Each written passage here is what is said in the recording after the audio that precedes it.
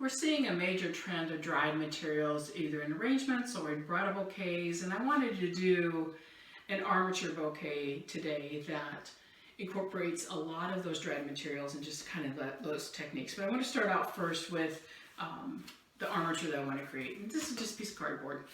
So it's about 10 inches, cut out the center so the handle of the flowers will go down through. And I want to cover this because I don't think this is very attractive. So with a little bit of U-glue, and just put that onto the cardboard. And I want to take, it takes about 3 yards of ribbon. This is just a waterproof ribbon. And it can be anything. You're going to end up covering it, but I just want to make it look nice. So that's why I want to cover it. So using the U-glue and just feed this through. And just keep wrapping it. And then once you've got that wrapped all the way around, you got to pull it pretty tight. Then you glue it again just to seal that off and just keep going around and around. And then you've got just a nice covering over all of your frame coloring that you're making. Once that's done, what I want to do next is to take just some 18 gauge wire, and all I've done is made just a hook on it and just glued it to the back side so that it gives me then the support that I need for the bouquet once we get it finished. Then on top of it, what we've done is just covered it with some really fun materials. Here I have some chicken feathers. And what's amazing to me, you know, you look at chickens, you think of a white chicken, but there's so many different colors of chickens and so many different patterns of the feathers that there are that are really pretty and really kind of fun. And these are really inexpensive. And I just think that's fun to just give me some texture. And you can see all the interest that's created. I also have just a few dried materials just tucked in there. You can use whatever you want because it's all about the texture that you want to create. Now you could also do the back side if you wanted to, but we're just doing the top side of this. So once this is all completed and everything is glued on, then what we're going to do is start with the bouquet. Now I want to create just a little bit of that ambiance of that dried material. So I have skeletal leaves. And these happen to be rubber tree skeleton leaves. And what I love about these is that they're just so beautiful. And you make them out of many different types of leaves, but all I'm doing is taking 3 of them together, and they kind of have just a little bit of curve to them. So I want them to curve out.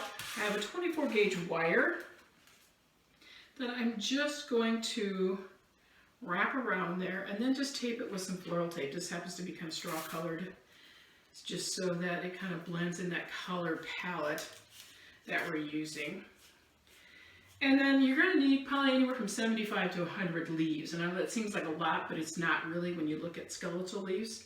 So what I've done is taken about, there's probably 60 leaves, maybe 65 leaves in a grouping. So there's about 20 stems that I just created just a little armature, or just a framework. Now you want to be able to, depending upon the shape that you want, I like all of my bridal bouquets just to kind of have that nice dome to it.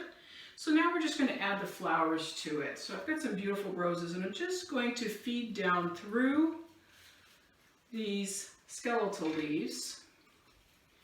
And we're just going to kind of create our radial stem placement all the way around this. So I'm just going to keep adding. And radial stem placement is just making sure that you have that spiral in the end so that you can move things around, that everything takes water correctly, and that nobody's getting pinched. So that's the greatest thing. So I'm just going to keep adding these and working these in, working my leaves around so that I can manipulate them and maximize spacing and timing all the way through so that they look beautiful. So we're just going to incorporate, these are a peach colored rose and a pink colored rose. The peach one is the Tiffany, and then the pink one, they're called Livia.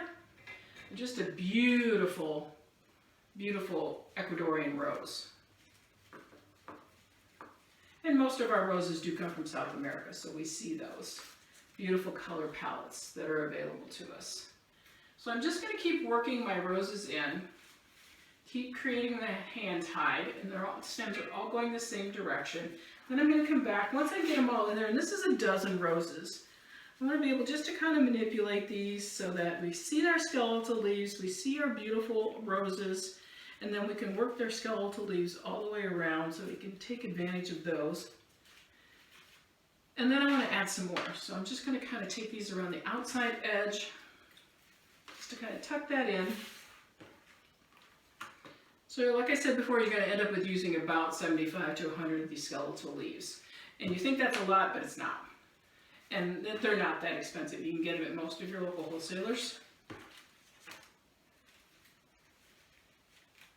And again, what I like about this radial stem placement is that you're able then to move things around. I want it nice and uniform across the top. I want to see everybody's bright and shiny face when we get to that point. So tucking all of these in, and then I'm going to use a little bit of Bind It tape. This is a Smithers Oasis product. It's tape that clings to itself. Take the tape off, bind it around. We're going to use that again in just a second. We're going to need some more, because I just used all of that now. But let me just trim this up so it's easier to work with. Grab some more U-glue here, or some Bind It tape here. So our next step. Bind It tape is just amazing to me. I just love it. Alright, so that's ready for us for our next. So now we're going to feed it into our framework. So squeeze that in. I don't want to lose any feathers if I can. Tuck you down inside.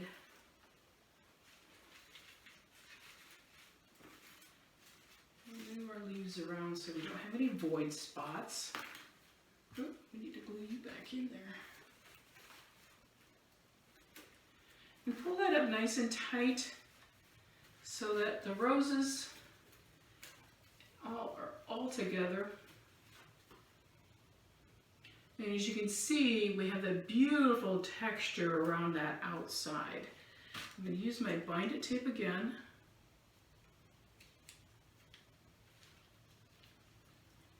And just now attach the armature to all of this.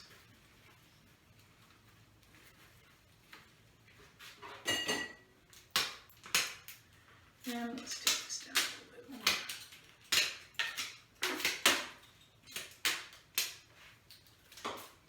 And then let's finish this off with a little bit of ribbon. Or you could decorate this any way you wanted to.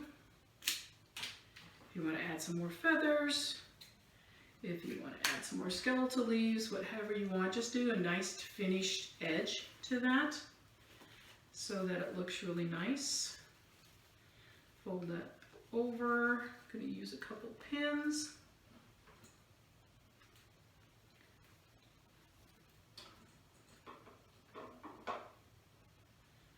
Pin that in. So then we have the beautiful bouquet with all of those fabulous textures and this beautiful array of feathers that's tucked in. And then the back is all finished off completely, so you can see how pretty all of that is. I love the combination of the peach and the pink with the shades of blue. With fall coming up, we're going to see that color palette in for weddings, those soft tones. We're seeing a lot of pastels that are having a little bit of a brown influence to them. So we're seeing that coming on the horizon for our forecasting. So it'll be really kind of fun to see where this goes. But it's all about texture and it's all about that color. So enjoy.